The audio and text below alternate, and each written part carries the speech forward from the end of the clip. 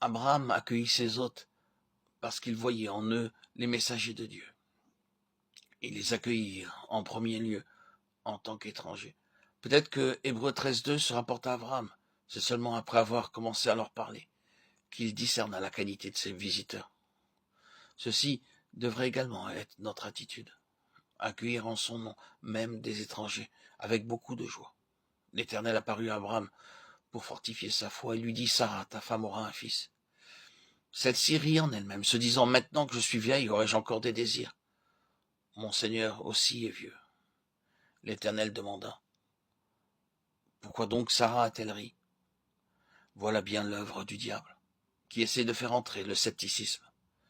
Dieu savait d'avance que de telles pensées s'insinueraient dans leur esprit, et c'est pourquoi il vint affectueusement pour éliminer leurs doutes.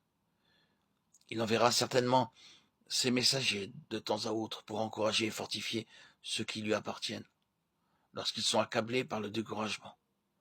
Ceci peut se matérialiser par des lettres, un livre ou des messages.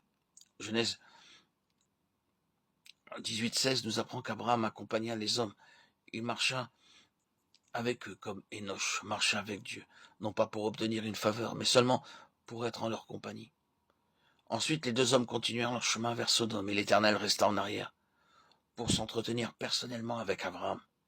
Il dit, Abraham est mon ami, je le connais, et je ne peux lui cacher aucun secret. Je l'ai observé, je sais comment il s'occupe de sa famille.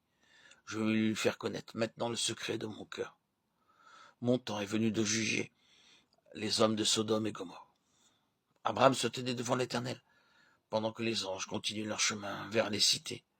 Et le Seigneur, l'Éternel, parla à lui seul, sans contrainte, comme à un intime. Lorsqu'il désire entrer en contact avec nous, certains hommes délèguent leurs serviteurs avec la consigne suivante. Allez vers un tel et transmettez-leur ce message. De la même manière, Dieu aurait pu communiquer avec Abraham par l'intermédiaire de ses anges. Pourtant le voici qui déclare, je parlerai moi-même à Abraham. Je dois discuter d'une affaire importante avec lui. En conséquence, il ordonna aux anges de continuer leur chemin vers Sodome et Gomorrhe. Oh, le privilège, l'honneur, un signe qui nous est échu de devenir ses amis.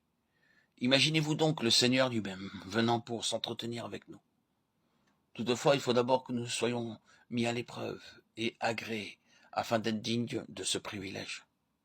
Dans Genèse 18.19, le Seigneur déclare « Je sais qu'il donnera des ordres à ses enfants et à sa maison après lui. » Ainsi donc, pendant tout ce temps, le Seigneur avait observé Abraham et les siens, comment ils transmettaient fidèlement le message de Dieu à toute la famille. Chaque maisonnée devrait se réunir régulièrement pour un culte familial. Si nous enseignons avec zèle et fidélité la parole de Dieu à nos enfants, nous aussi pourrons devenir ses amis, et ce qui est caché aux anges nous sera révélé. Lorsque Dieu informa Abraham des événements à venir, celui-ci intercéda pour les habitants de Sodome et Gomorrhe. Il puisa l'assurance nécessaire dans l'amitié de Dieu. Nous aussi pouvons avoir la hardiesse et la liberté d'intercéder pour d'autres, demandant grâce et miséricorde pour ceux qui sont dans les ténèbres.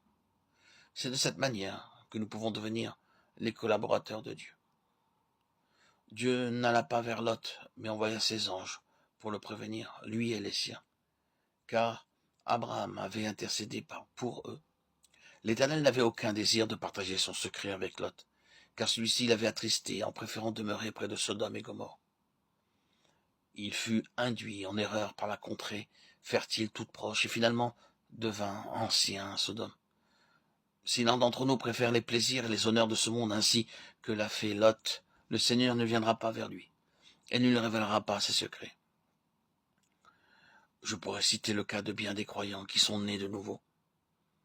Ils savent ce que signifie l'Église de Dieu, pourtant, ils aspirent à être choisis comme anciens quelque part, et on arrive ainsi à dédaigner la communion avec le peuple de Dieu. Ils désirent être en vue, et les chrétiens de nom sont prêts à les accueillir. Ils seront arrachés au feu, mais tout ce qu'ils auront accompli sera consumé, comme du bois, du foin et du chaume. Acceptons cette mise en garde, de peur que les choses de ce monde ne finissent par compter plus pour nous que les promesses de Dieu.